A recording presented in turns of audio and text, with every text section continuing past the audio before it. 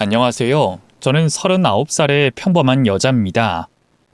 아주 무난하고 무탈하게 인생을 살아왔는데요. 결혼하는 과정과 결혼 이후에 많이 힘들기도 했고, 황당한 사건과 마주쳐서 어안이 벙벙했던 사연이 있습니다. 들어주시는 분들 역시 세상에 이런 별일이 다 있나 싶은 생각이 절로 드실 겁니다. 그럼 황당한 제 이야기를 몇 자 적어보도록 할게요. 저는 전형적인 공부만 했던 학생이라 좋은 수능 점수를 받아 이름 있는 대학에 갔고, 졸업 후에는 큰 회사에 수월하게 들어갔습니다. 저를 홀로 키워주신 엄마는 이제 걱정할 건 시집 가는 것만 남았다며 기뻐하셨죠. 그래서 여러 남자를 사귀다가 진짜 괜찮은 남자를 만나게 됐습니다. 제가 책을 좋아해서 독서 모임을 자주 나갔는데 거기서 저와 생각과 사고가 비슷한 사람을 만났어요. 수출업을 하고 있는 사업가였는데 인물도 좋지만 성격 또한 매너 있고 착해서 제 남편감으로 점 찍어뒀습니다. 저희는 3년 정도 연애를 하고 결혼을 결심하게 됐어요. 양가 부모님을 따로 찾아뵈며 결혼 허락을 받았죠. 엄마는 건실한 청년인 것 같다며 좋아해 주셨고 바로 사위로 인정해 주시는 분위기였어요. 또한 시어머니 역시 제가 어디 하나 빠지는 데가 없으니 결혼해도 좋다고 하셨죠. 그래서 몇 주 뒤 상견례 자리를 마련해서 양가 식구가 모였습니다. 양가 부모님은 두 분 다 남편 없이 자식을 키우셔서 통할 게 많을 것 같았죠. 이윽고 저와 엄마가 예약된 방으로 들어서자 예비 남편과 시어머니가 자리에서 일어나 겸손하게 인사를 해주셨습니다. 엄마도 시어머니를 보고 활짝 웃으셨죠. 반갑습니다. 영 예미되는 사람입니다. 네, 반가워요, 사돈. 현석이 엄마입니다. 아유, 현석이 어머님이 엄청 미인이시네요. 우리 사위 엄마가 아니라 누나라고 해도 믿겠어요. 엄마와 시어머니는 다정하게 손을 잡고 인사를 했는데 시어머니가 긴장을 하셨는지 어느 순간부터 미소를 잃고 손을 살짝 떨기 시작했습니다. 단순한 긴장인 줄 알고 별말하지 않고 넘어갔는데 시어머니는 엄마와 인사를 나눈 뒤부터 고개를 숙이고 음식만 내려다 보셨습니다. 이에 엄마가 분위기를 풀어보려고 웃으며 말을 거셨어요. 아이 사돈, 낯가림이 있으신가 봐요?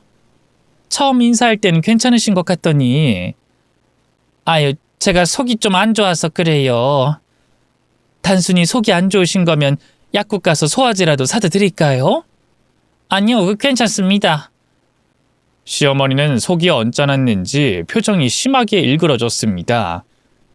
꼭 엄마의 시선을 피하려고 애쓰고 있으며 억지로 가시방석에 앉아 있는 것처럼 보였어요.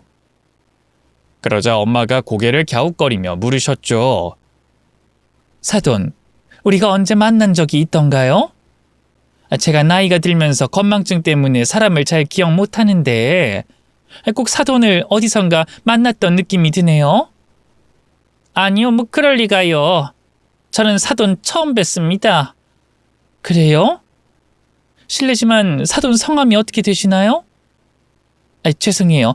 꼭 고향 친구를 만난 것 같아서요. 저는 전라도 광주 출신의 이말순이라고 합니다. 저는 줄곧 서울에서 살았어요. 이름은 김민희라고 하고요. 김민희 씨? 기억이 없네요.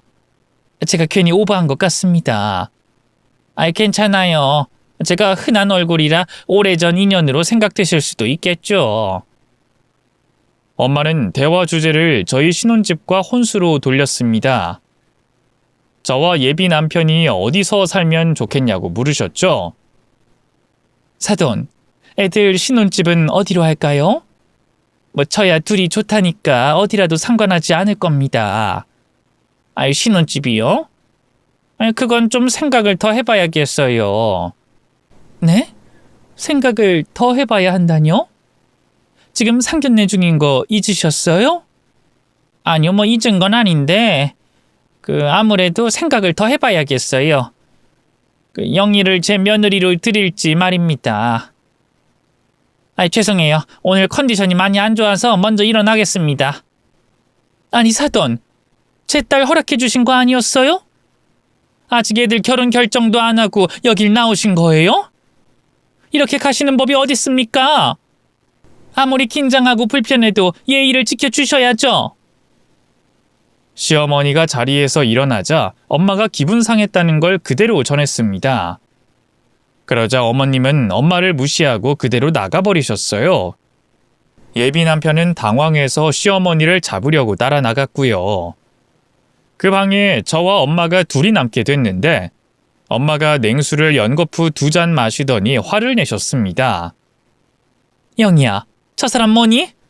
너 결혼 허락받은 거 맞아? 오늘 어머님이 왜 저러는지 이해가 안 돼. 잘못한 게 없는데 왜 저러시지? 참네. 여편네가 감정 기복이 심하고 우유부단한가 보다. 저런 사람은 피하는 게 상책이야. 영희야, 나도 이 결혼 허락 못 해준다. 괜히 저런 시모 밑에서 개고생하느니 새로운 남자 만나는 게 100번 낫겠다고. 엄마, 오빠랑 헤어지라고? 에이, 오늘 어머님 컨디션이 안 좋다잖아. 별일 아닐 거야. 나중에 다시 자리 만들 테니까 엄마가 한 번만 참아줘. 싫다. 성격 희한한 여자가 네 시모가 되면 너만 고생이라고. 현석이가 좋은 놈인 건 인정한다만 저 여편네는 전혀 아닌 것 같다. 잔소리 말고 당장 헤어져. 시어머니의 돌발 행동에 엄마까지 제 결혼을 만류하셨습니다. 저는 일이 어떻게 돼가고 있는 건지 엄마를 집에 모셔다 드리고 예비 남편에게 전화를 걸었어요. 그이는 전화를 받지 않았고 조금 기다려달라는 문자를 보냈더라고요. 시어머니가 엄마를 보고 심하게 당황하더니 결혼 반대까지 하시니 뭔가 사연이 있는 것 같았습니다. 며칠 뒤 예비 남편을 다시 만나 대화를 나눠봤는데 그이가 심하게 시어머니와 싸웠다고 하더군요. 우리 엄마가 갑자기 결혼하지 말라고 난리도 아니었어. 그래서 이유가 뭐냐고 물었더니 그냥 갑자기 네가 싫어졌대. 억지도 이런 억지가 어딨나 싶더라니까. 그래서 난 영희랑 무조건 결혼할 거고 끝까지 반대하겠다고 하면 우리끼리 결혼해서 살림 차리겠다고 했지. 뭐?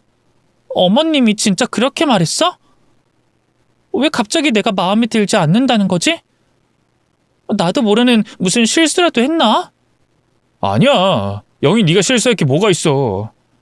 우리 연애할 때 엄마가 너 같은 여자 만나서 좋다는 말을 수천 번을 하셨다고. 그런데 상견례 날 갑자기 저러시는 거라니까? 이유도 말해주지 않고 무조건 안 된다고 하니까 답답해 죽겠다고. 도대체 뭘까? 우리 엄마랑 아는 사이도 아니었다는데 뭐 때문에 결혼 반대를 하시는 거지? 영희야, 걱정하지 마. 이 오빠가 다 알아서 해결해 줄게. 엄마가 설득되지 않으면 우리끼리 결혼하자. 오빠, 아무리 그래도 어머님 빼고 결혼하는 게 말이 돼? 문제가 뭔지 자세히 알아보고 용서를 빌든지 해야겠어. 내가 어머님 찾아뵐게. 그래도 되겠어? 우리 엄마가 싫은 소리 할지도 모르는데. 오빠랑 내가 결혼하려면 못할 게 뭐가 있어. 내 남잔 내가 지키고 차지해야 하니까 어머님 마음 돌려보도록 해야지. 그래서 저는 주말에 시어머니를 밖에서 따로 만나게 됐습니다. 인근 카페로 약속을 잡았는데 어머님이 조용한 공원으로 나오라고 하셨어요. 사람들이 통행하지 않는 길 쪽으로 부르셔서 조금 겁을 먹고 나갔습니다. 어머님 여기 계셨네요? 어머님, 저랑 오빠 결혼 왜 반대하시나요? 갑자기 그러셔서 정말 당황했어요. 당황할 거 없다. 그냥 단순 변심이니까. 난 내 아들이 아깝다고 느껴졌고 너보다 잘난 며느리를 고르려고 마음을 돌린 거야. 너랑 커피 마시면서 노닥거리기 싫어서 여기로 불렀다. 내 할 말은 이게 전부야. 네? 어머님, 갑자기 왜 그러세요? 언제는 저 같은 며느리감은 두 번 다시 찾기 어려울 거라고 하셨잖아요. 어머님, 그러지 마시고 한 번만 다시 생각해 주세요. 저랑 싸운 추억도 있는데 이렇게 칼같이 자르려고 하지 마시고요. 이게 말귀를 못 알아듣네? 야, 너 나오시라고? 내 아들 마누라감으로 자격이 없단 말이야. 요즘 젊은 것들은 왜 이렇게 멍청하고 어리석은 거야? 어른이 좋게 말하면 들어먹질 않고 허튼 소리만 한다니까. 야, 난 네가 싫어. 알겠니? 그러니까 우리 현석이랑 헤어져라. 난 전할 말 다 했으니 이만 간다. 시어머니가 공격적으로 나오셔서 저는 그 자리에 굳어버렸습니다. 그동안 봐오지 못했던 시어머니의 무서운 모습을 봤고 제가 싫다고 하시니 뭐라 말하지도 달려가 설득할 생각도 못했습니다. 그래서 예비 남편과 헤어져야 하는 고민을 시작하게 됐습니다. 물론 그이는 저와 절대 헤어질 수 없다며 우리끼리 결혼하고 혼인신고부터 하자고 하더군요. 하지만 그렇게까지 해서 결혼하고 싶진 않았습니다. 저 때문에 예비 남편과 시어머니 사이에 금이 가는 걸 원치 않았어요. 그래서 그이에게 당분간 만나지 말자고 했고 이별을 진지하게 고민하는 시간을 가졌습니다. 그런데 이별은 생각만큼 쉽지 않았어요. 퇴근하고 집에 들어가서 밤마다 이불 속에서 우는 게 일상이었죠. 엄마는 제 모습을 보고 많이 힘들어하시고 안타까워하셨습니다. 저에게 현석 씨 아니면 안 되겠냐는 질문에 저도 모르겠다고 대답했어요. 이별이 쉬울 것 같지 않다는 대답만 했습니다. 그러자 엄마가 일을 해결해 보겠다며 시어머니를 찾아가셨어요.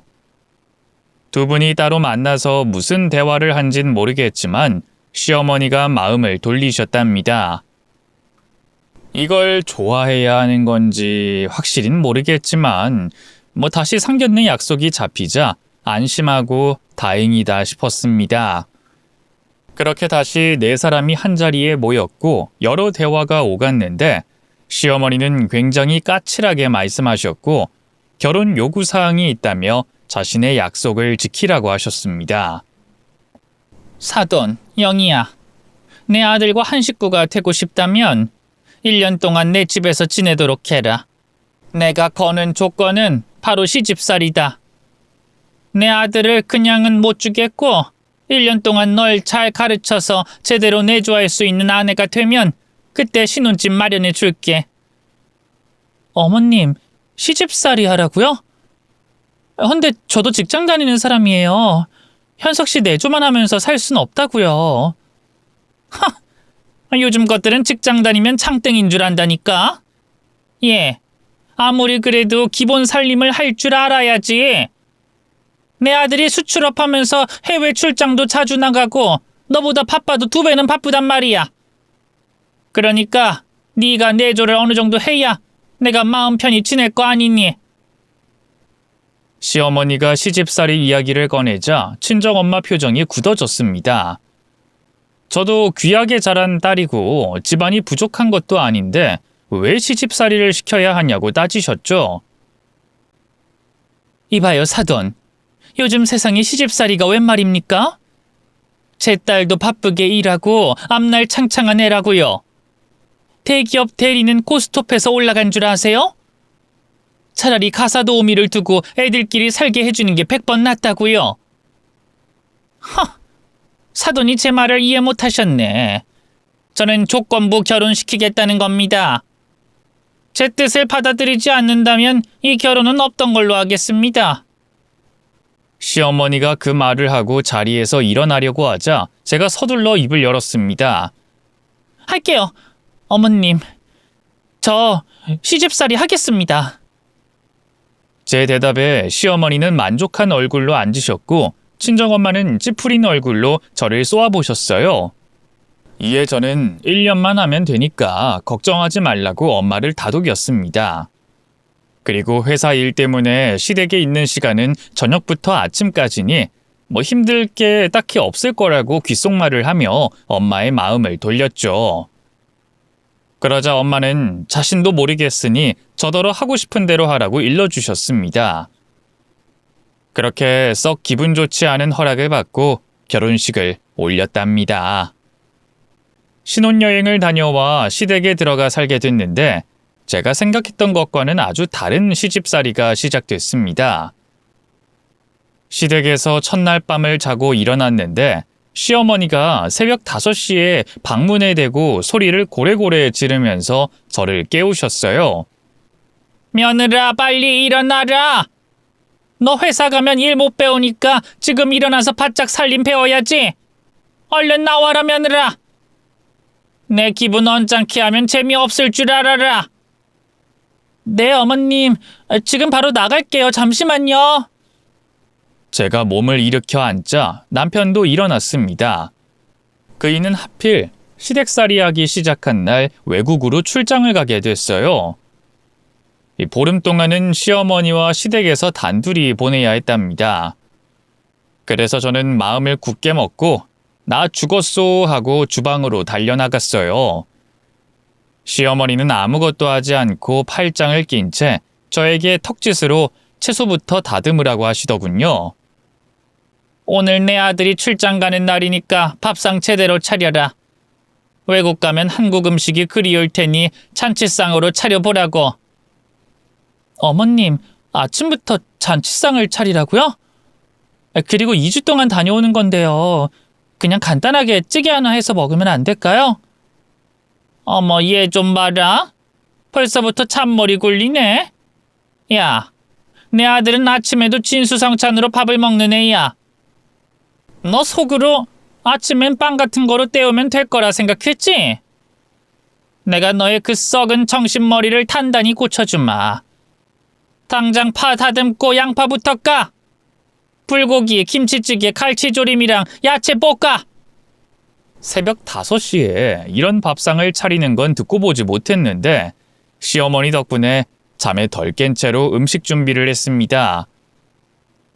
제 손이 서툰 게 보이자 쯧쯧거리시며 짜증을 내셨고 시범을 한번 보이시면서 제대로 하라고 혼내셨어요.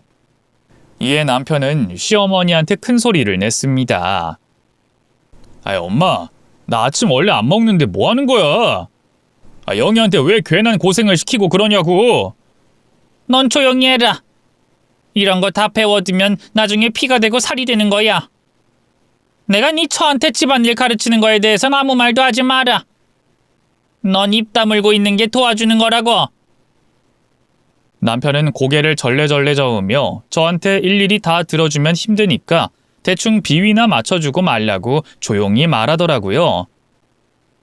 저도 그럴 생각이었는데 남편이 출장을 가 있는 동안에는 시어머니의 말에 복종하는 게 나을 것 같아 몇 주만 참을 생각이었습니다.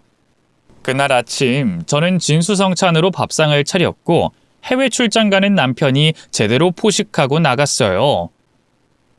저도 출근하려고 옷을 갖춰 입고 나오는데 시어머니가 뭐 빠진 게 없냐고 물으시더군요. 얘 며느라, 너 깜빡한 거 없니? 네가 할 일을 다 했다고 생각하고 있는 거야? 네? 어머님, 저 설거지도 다 하고 정리 깨끗하게 했는데요. 뭘 빠뜨린 게 있나요? 어머, 얘 좀 봐라. 음식물 쓰레기랑 분리수거할 거 들고 나가야지. 왜 빈손으로 나가니? 네? 아, 네네, 알겠어요, 어머님. 제가 쓰레기 모두 버릴게요. 뭐냐, 그 말투는? 인심 써주듯이 해주겠다는 의미로 들리네. 며느라, 이 집에서 1년 동안 살기로 했으면 단단히 각오하는 게 상식 아니니? 너 놀러 왔어? 오늘부터 지옥 시작이니까 생각 똑바로 해라. 알겠어요, 어머님. 각오하겠습니다. 그럼 저 출근할게요. 그래, 퇴근하고 다른 데로 새지 말고 바로 와라. 저는 집안에 있던 쓰레기를 힘들게 들고 나와 분리수거를 하고 회사로 향했습니다. 그런데 퇴근 시간이 가까워지자 시댁이 일찍 가기 싫더라고요. 동료들과 저녁 먹고 기분 좀 풀고 가려고 시어머니한테 전화해서 거짓말을 했습니다. 어머님 어떡하죠? 오늘 야근이 있어서 저녁은 혼자 드셔야겠어요. 아, 그렇냐? 알았다. 피곤할 텐데 몸 아껴가면서 일해라. 네? 아, 제 걱정해 주시는 거예요? 감사해요, 어머님. 그럼 이따 밤에 봬요. 시어머니가 별다른 의심하지 않고 전화를 끊으셔서 안심하고 동료들과 밥을 먹고 카페에 들러 수다를 떨고 9시가 넘어 들어갔습니다. 시어머니는 소파에 앉아 의미심장한 미소를 짓고 계셨어요. 저는 애써 피곤한 척 연기를 하며 인사했습니다. 어머님 죄송해요. 회사 일이 바빠져서 자주 야근할 것 같아요. 혼자서 식사는 잘 드셨나요? 아니, 네가 거짓말해서 밥 먹다 체했다. 네가 야근한다고 하길래 네 회사에 전화를 걸었고 해당 부서를 연결했는데 모두 퇴근했다고 하더구나. 야근은 일절 없다고 하던데. 시어머니는 저보다 한 수, 아니 몇 수는 위였습니다. 제가 야근한다고 했더니 회사에 전화를 걸어 확인 전화를 하셨어요. 이에 저는 소름이 끼치면서도 거짓말한 게 죄송스러워 고개를 숙이고 사과를 드렸습니다. 어머님 죄송해요. 제가 철이 없는 행동을 했습니다. 다시는 이런 일 없도록 하겠습니다. 아니야, 괜찮아.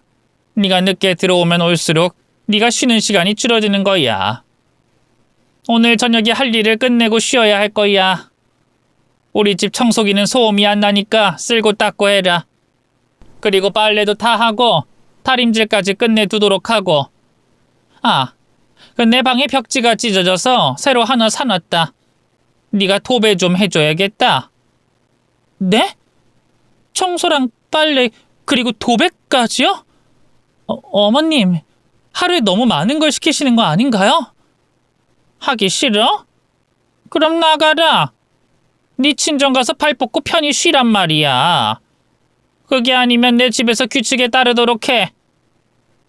빨리 시작해야 자정 전에 씻을 수 있을 거다. 시어머니는 그렇게 통보하듯이 말씀하시고 소파에 앉아 텔레비전을 켜셨어요. 저는 하는 수 없이 외투를 벗고 바로 집안일을 시작했습니다. 시댁은 꽤나 넓었고 청소하고 치워야 할 게 아주 많았어요.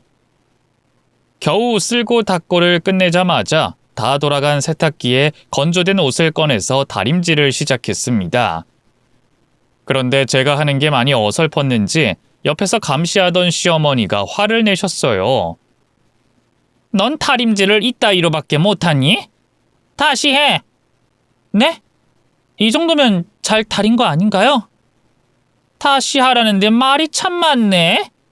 내 마음에 들 때까지 다시 해! 결국 모든 옷을 다리는데 1시간이 넘게 걸렸고 11시가 넘어서 도배를 시작하게 됐어요. 시어머니 방에 한쪽 벽만 하면 된다고 해서 금방 끝날 줄 알았는데 화장대와 서랍장 같은 걸 모두 옮겨야만 도배가 가능했어요. 당연히 시어머니는 하나도 도와주시지 않고 저를 감시하셨죠. 저는 이를 악물고 누가 이기나 보자 하는 마음으로 용을 써서 화장대를 옮기고 서랍장과 짐들을 한쪽으로 치우고 도배를 했습니다. 도배는 접착식으로 잘 나오는 재질이라 어려울 건 없었답니다. 여하튼 모든 일을 마무리하고 시어머니가 쉬어도 좋다는 말이 나온 게 새벽 1시가 됐을 때예요. 저는 억지 미소를 지으며 고맙다고 인사를 하고 바로 샤워하고 잠자리에 들었습니다. 그리고 4시간 만에 저를 깨우시더군요. 며느라, 아직도 자니? 어서 일어나.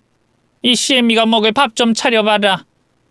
네 솜씨가 늘려면 아침 저녁은 항상 네 손으로 해야 해. 그래야 내가 널 믿고 분가시켜줄 거 아니겠니? 어서 일어나 나와라. 저는 목에서 소리가 나오지 않을 정도로 피곤해서 이불을 뒤집어 쓰고 말았습니다.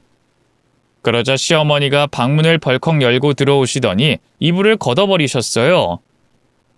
해도 너무하는 것 같았습니다. 넌 시애미가 부르는데 무시하고 자빠져 차는 거니? 도대체 네 엄마는 널 어떻게 키운 거냐? 어머님, 어젯밤에 몸을 많이 써서 삭신이 쑤셔요.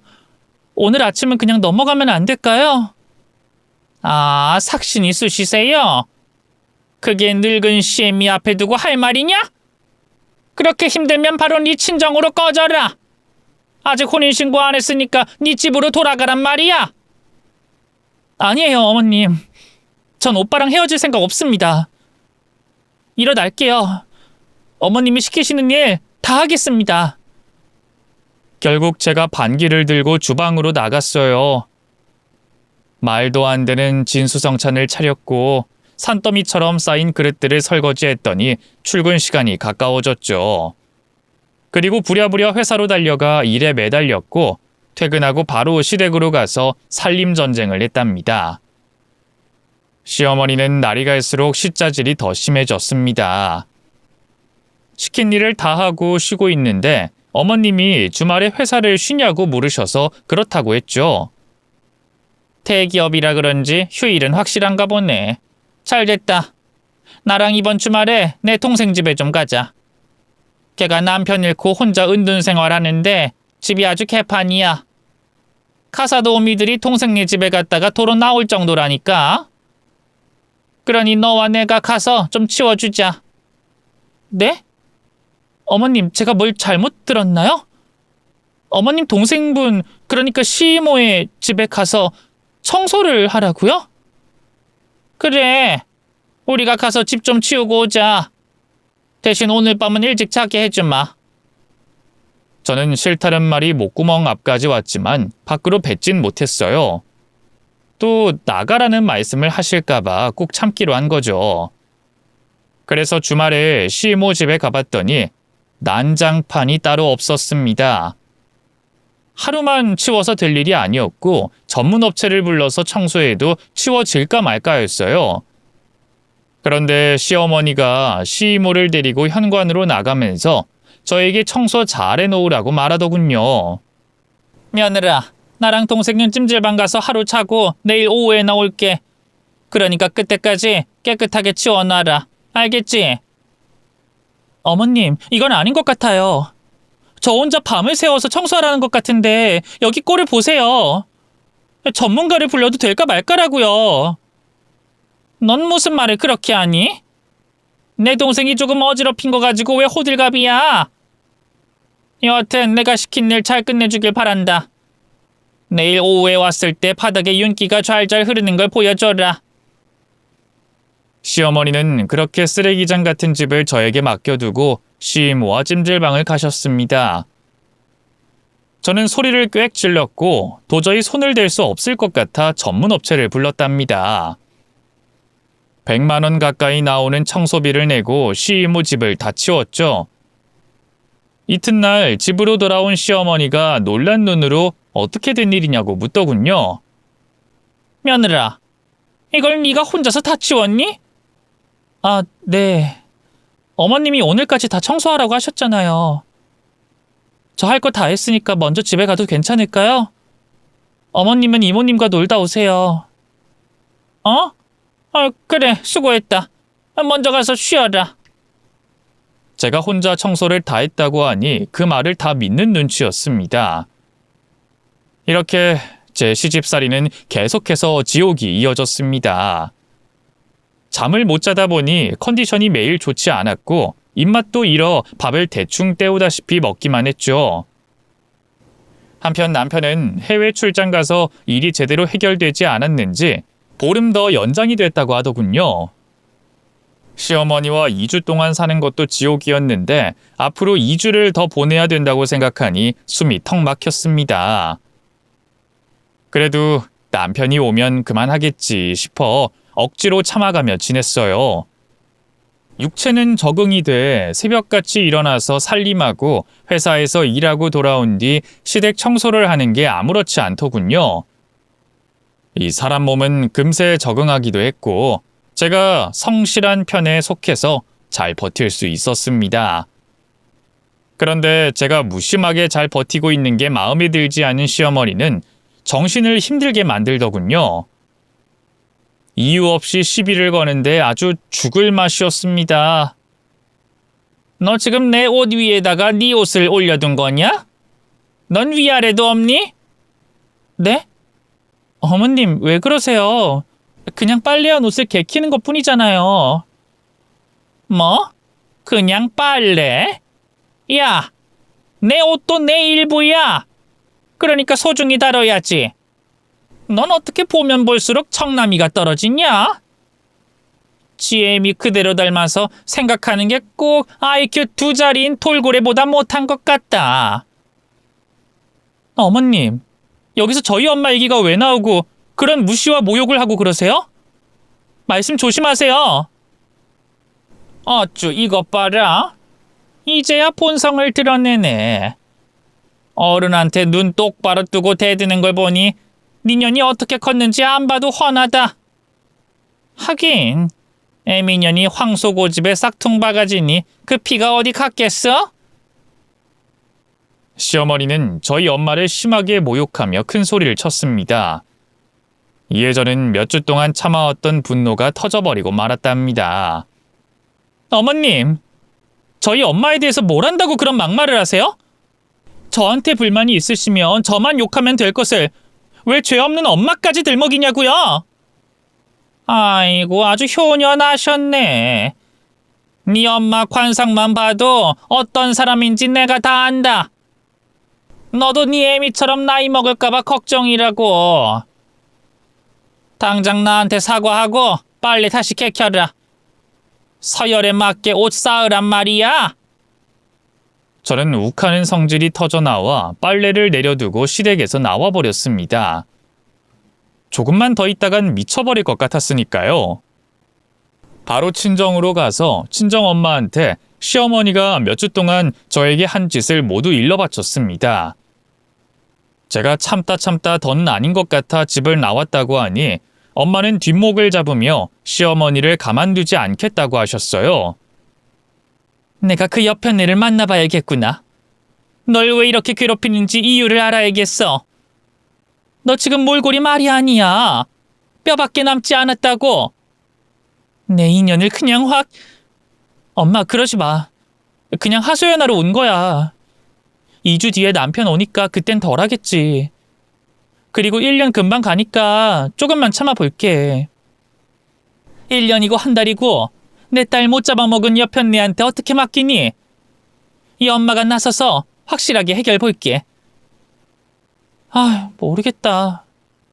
엄마, 나 지금 심리 상태가 불안전해. 돌아버리기 일보 직전이라 여기서 며칠 지낼게. 그래서 저는 친정에서 며칠 쉬게 됐고 그 사이 친정엄마가 시어머니를 찾아가서 대화를 나눴답니다. 한성격하는 엄마가 참아가면서 저를 그만 미워하고 잘 좀 대해달라고 부탁하고 오셨대요. 저도 화가 누그러들기도 했고 시어머니가 꼬랑지를 내리면 잘 지내볼 생각으로 시댁으로 돌아갔답니다. 이윽고 시댁 현관문이 열리자 시어머니의 육두문자가 침과 함께 튀어나왔습니다. 이 개나리 호로 잡년아! 넌 시집살이가 힘들어서 네 애미한테 일러 바치냐? 그래서 날 곤란하게 만들어? 이년 이거 아주 몹쓸 년이네. 어머님, 아직도 이러시는 거예요? 저 다시 나갈까요? 그러고 싶으면 그래라. 난 너 같은 며느리 필요 없으니까. 어머님, 저 시집 와서 3주 만에 15kg가 빠졌어요. 지금 제 꼴이 안 보이세요? 어머님 때문에 힘들어서 죽을 맛이에요. 제발 좀 그만해 주세요. 부탁드릴게요. 그러자 시어머니는 웬일로 입을 다물더니 저에게 아무런 명령을 하지 않고 방으로 들어가시더라고요. 이에 좀 나아졌나 싶어서 방으로 들어가 쉬었습니다. 하지만 이튿날 아침 어김없이 새벽에 절 깨워서 실컷 부려먹더군요. 절 괴롭히는 게 재밌는지 시종일관 비웃는 얼굴로 저를 대하더라고요. 일주일을 더 참았습니다. 이제 며칠 뒤에 남편이 돌아오니 제 꼴을 보면 무슨 해결책이 나올 것 같았습니다. 그래서 남편이 오기 전날에는 그나마 희망이 있어 시모가 시키는 일을 불만 없이 하고 있었답니다. 그런데 이번에도 입에서 쌍욕과 친정엄마 비하를 남발하더군요. 야 이년아, 너 내일 네 남편 온다고 희죽거리고 있는 거냐? 아이고, 내 아들 오면 네 시집 생활이 달라질 것 같아? 그만 쪼개고 내 방 장롱에 옷 정리 좀 해라. 이제 슬슬 날이 추워지니까 겨울옷 죄다 꺼내서 드라이클리닝 맡기고 얇은 옷은 모두 손빨래하고 다림질 해놔라. 애미년이 뭘 가르친 건지 하나부터 열까지 가르치는 내가 불쌍하다. 어머님, 말씀 조심해 주세요. 내일 그이가 와서 참는 겁니다. 아이고, 내 아들이 오면 뭐가 달라질까봐? 야 이년아, 네가 내 며느리로 있는 한 절대 편하게 두지 않을 거야. 두고두고 네 싸가지를 뜯어 고쳐주고 인간으로 만들어주겠다고. 어머님, 도대체 저를 왜 미워하시는 거예요? 제가 잘못한 게 뭐가 있길래 이렇게까지 하시는 거냐고요? 저랑 오빠랑 연애할 땐 예뻐해 주시더니 왜 결혼 반대를 했고 지금은 소처럼 부려먹는 것도 모자라 매번 가슴에 상처를 주시는 거예요? 인연이 오늘 뭘 잘못 먹었나? 내가 널 부려먹는 건 아직 시작도 안 했어. 앞으로가 더 빡세질 거라고 인연아. 그리고 이 사람이 사람을 싫어하는데 딱히 이유가 있어야 하냐? 넌 그냥 재수없는 년이야. 내 마음에 들지 않는 년이라고. 아 진짜 못해먹겠네. 어머님, 저도 이젠 못 참겠어요. 참아보려고 안간힘을 쓰고 있는 사람한테 계속 인격을 처참히 부수는 걸 보니까 못해먹겠습니다. 그러자 시어머니가 분노하며 제 뺨따귀를 날렸습니다. 어찌나 세게 맞았던지 눈앞이 캄캄했고 머리가 어질거렸습니다. 그런데 그 순간 초인종이 울리며 목소리가 들려왔어요. 바로 친정엄마였어요. 사돈, 집에 계세요? 영희야, 집에 없니? 문 좀 열어봐라, 엄마다. 그러자 시어머니는 저에게 쉿하며 조용히 하라고 하더군요. 야, 너랑 내가 싸운 걸 광고하고 싶지 않으면 쥐 죽은 듯이 있어라. 없는 척하고 네 엄마가 돌아가게 하자고. 좋아요. 저도 이런 모습 엄마한테 보여주고 싶지 않습니다. 대신 엄마 가시고 나면 저랑 진지하게 대화 나누셔야 할 겁니다. 이년이 아직도 정신을 못 차렸네. 왜? 또 시집살이 못하겠다고 으름장 놓으려고? 이년을 확... 시어머니가 제 뺨을 날리려고 다시 손을 들자 현관문이 열리면서 남편이 들어왔습니다. 시어머니는 당황하며 손을 내렸고 아무렇지 않은 척하며 남편에게 인사를 하더군요. 그런데 남편 뒤로 친정엄마가 들어오셨어요. 엄마는 시어머니를 보고 복수하셨습니다. 야야, 너였냐? 니년 이름이 김민이라며? 줄곧 서울에 살았다며? 그런데 이년이 감히 나를 속여? 어이 김경자, 좀 도둑년아. 엄마가 뜬금없는 말씀을 하셔서 이게 뭔 일인가 하고 듣고 있었는데 엄마의 입에서 나오는 말들은 꽤나 충격적이었습니다. 30여 년 전에 내가 형사 생활할 때 도둑질하다 잡힌 김경자, 너 맞지? 얼굴 싹 갈아엎고 이름까지 개명했으니 내가 알아볼 리가 있겠나. 여하튼 나 때문에 감옥 가서 별 2개 달고 나왔지? 그래서 날 원수로 생각하고 애들 결혼을 반대했고 지금처럼 내 딸을 괴롭히던 거야. 맞지 이년아? 이제야 날 알게 된 거야? 이말순 형사님, 덕분에 제가 깜빵에서 2번이나 썩었었죠? 당신만 아니었으면 안 걸리고 잘 살았을 텐데. 내가 아들 낳고 감옥에 가게 되니까 내 남편이 충격으로 세상을 떠났다고요. 내 남편 잡아먹은 년의 딸이 내 며느리로 들어왔으니 제가 어떻게 해야겠어요? 인연 많이 컸네? 너 내가 은퇴했다고 얕보고 있는 거야? 어떻게 나랑 한판 붙어볼래? 내가 너한테 기회 줄게. 나한테 쌓인 거 지금 이 순간 다 풀어봐. 이년이 아직도 30년 전이랑 같은 줄 아네. 좋다 이년아, 2판 4판이다. 내가 니년 박살내고 니년 딸도 초전 박살내서 쫓아내겠어. 엄마와 시어머니가 불이 붙어 싸우기 직전 상황이 됐는데 저와 남편은 아무것도 하지 못했어요. 시어머니가 절도로 전과가 있는 걸 저희 둘 다 처음 알아서 놀라기도 했고 괜히 나서기보다는 지켜보는 게 낫겠다 싶어 두 어머니가 싸우는 걸 가만히 내버려뒀습니다. 엄마한테 한이 맺힌 시어머니는 뺨을 갈기려고 손을 들었고 엄마는 바로 시모의 배를 주먹으로 쳐서 쓰러뜨렸습니다. 김경자, 이제 시작이야. 그거 한 대 맞았다고 안 죽어. 빨랑 일어나서 덤벼.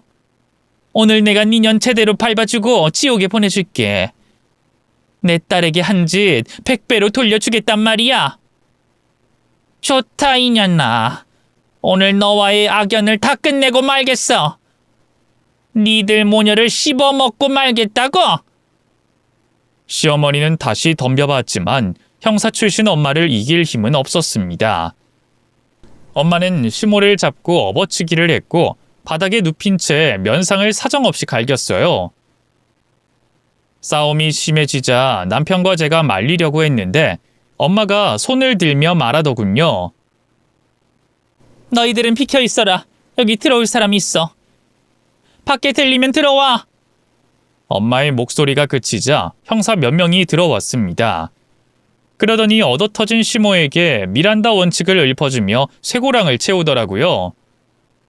엄마랑 혈투를 벌인 것도 놀라운 일인데 시모가 수갑까지 차게 되니 뭐가 어떻게 돌아가는지 모르겠더라고요.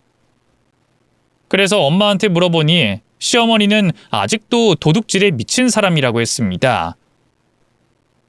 영희야, 네 시모 말이다. 나한테 잡혀서 전과가 2번 있었다. 그때 나한테 쌓인 원한 때문에 널 괴롭힌 모양이야. 그리고 지금 잡힌 이유는 아직도 정신 못 차리고 도둑질하고 다니고 있었어. 얼마 전 내 후배가 찾아와서 자문을 구하더라. 백화점에서 귀금속을 귀신같이 훔쳐가는 여자가 있는데 스카프로 얼굴을 가리고 있어서 난항을 겪고 있다면서 나한테 의심 가는 사람 있냐고 물었지. 그래서 CCTV 영상을 보고 바로 김경자라는 걸 알았다. 손짓이나 물건 훔치는 수법이 그대로더라고. 도벽이 있어서 도둑질을 아직도 끊지 못한 거지. 어쨌든 김경자를 조회하고 추적해봤더니 네 시모 김민희가 김경자와 동일 인물인 걸 알게 됐다. 그래서 지금 후배 형사들이랑 찾아온 거고. 저는 엄마의 말을 듣고 너무 황당하고 놀라워서 아무런 말도 하지 못했습니다. 남편 역시 넋이 나간 얼굴로 지금 상황을 받아들이지 못하는 것 같았어요. 시어머니는 수갑을 찬 채로 흥분을 이기지 못해 온몸을 흔들며 발광했습니다. 야, 이 말손! 너 끝까지 내 인생에 태클 거는 거냐? 너만 아니었으면 난 걸리지도 않았을 거라고! 항상 니년이 내 발목을 잡았단 말이야! 도둑년이 도둑질하다 걸린 걸 내 탓하냐? 야, 경자야. 넌 어떻게 30년 전이랑 지금이랑 똑같니? 너 이 으리으리한 집도 다 도둑질해서 산 거지? 안 봐도 비디오다. 그동안 나한테 걸리지 않고 잘 살아왔을지 몰라도 이젠 아니야. 내가 니년의 여자를 다 까발려서 시궁창에 처박아 줄게. 기대해라. 그러자 시어머니가 양팔을 잡고 있던 형사들을 뿌리치고 친정엄마한테 달려들었어요. 사자머리를 한 채로 잡아먹을 듯한 면상으로 들이대더라고요. 하지만 엄마는 베테랑 형사 출신의 강한 사람이었고 범죄자를 숱하게 많이 상대해온 분이셨습니다. 이 정도는 껌이라는 표정을 지으며 시어머니의 머리채를 잡고 귓방망이를 한 대 세게 날렸더니 그 자리에서 고꾸라지며 기절했습니다. 아, 김경자, 내가 왜 널 알아보지 못했을까? 아직도 한이다. 미리 알았더라면 내 딸 결혼시키지 않았을 텐데. 영희야, 네 시모가 이런 범죄자야. 알겠니? 박서방, 자네 모친이 이런 사람인 건 몰랐지? 저놈은 맛이 갔네. 남편은 거실 바닥에 주저앉아 머리털을 쥐어뜯으며 울고 있었습니다. 저는 정신을 차리고 엄마의 손을 잡고 시댁에서 나왔어요. 시어머니는 곧 정신을 차리고 형사들에게 끌려 차를 타고 떠났답니다. 엄마가 저에게 말해준 사실과 방금 시어머니가 체포당한 걸 보게 되자 오만정이 떨어지다 못해 조금도 얽히고 싶지 않았습니다. 그래서 엄마한테 남편과 헤어지겠다고 말했어요. 엄마, 나 이혼할게. 혼인신고도 안 했고 혼수가 들어간 것도 아니니까 지금 그대로 엄마 집으로 가면 끝이야. 영희야, 괜찮겠어? 네가 현석이를 그렇게 좋아했는데 끝낼 수 있겠니? 지금 오빠가 문제야? 범죄자 시모랑 어떻게 다시 만나겠어? 아우, 다시 생각해도 살 떨린다. 진짜 내 인생의 최악의 순간이야. 그래, 엄마도 김경자 아들 내미의 사위로 두고 싶지 않다. 박서방이 아무리 착하고 순해도 그런 애미를 둔 놈과 인연으로 둘 순 없어. 내가 진작 알아봤더라면 네가 고생할 일이 없었을 텐데. 아무튼 이 엄마가 미안하다. 그렇게 저는 친정으로 떠났고 남편에게 전화로 이별을 통보했습니다. 그이는 저를 잡고 싶은 마음은 굴뚝 같은데 시어머니가 부끄러운 사람인데다 과거 친정 엄마에게 잡혀 감옥살이까지 했으니 인연이 되는 건 어려울 것 같다며 바로 저를 포기하겠다고 했습니다. 저는 시모의 정체를 알게 되고 바로 남편에게 정이 떨어져서 아무렇지 않았답니다. 그이는 힘들게 지낸다는 소문이 돌긴 했는데 그래도 어쩌겠어요. 범죄자의 아들과 결혼 생활을 하는 건 진짜 아닌 것 같았으니 잊어버렸죠.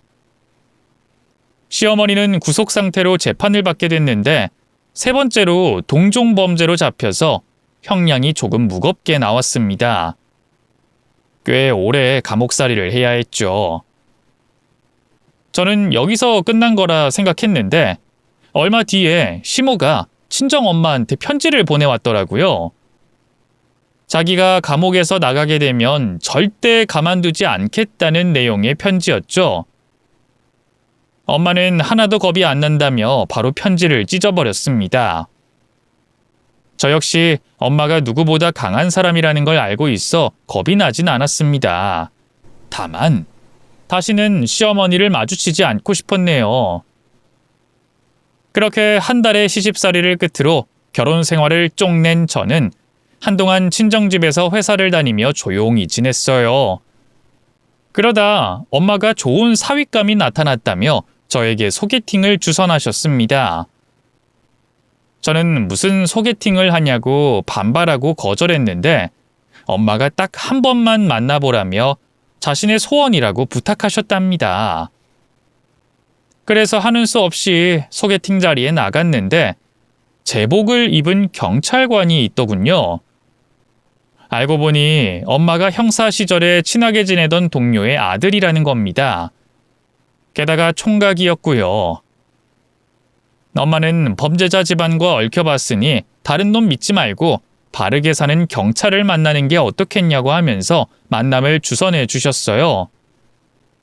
그 남자는 제가 마음에 들었는지 한 달의 결혼 생활을 한 것이 상관없다고 말했답니다. 그래서 어른들의 소개로 인해 저희 두 사람은 연애를 시작하게 됐고 세월이 흐른 지금은 경찰관인 그이가 제 남편이 됐답니다. 저희 두 사람에게는 예쁜 딸이 태어났네요. 비록 한 달간의 짧은 시집살이였지만 무엇보다 소름 끼치고 진절머리가 나서 훌훌 털어내는 마음으로 사연을 적어봤습니다. 부디 재밌게 들어주셨길 바라며 그만 줄이겠습니다. 모두 안녕히 계시고 가정의 평안과 행복이 가득하길 기도합니다.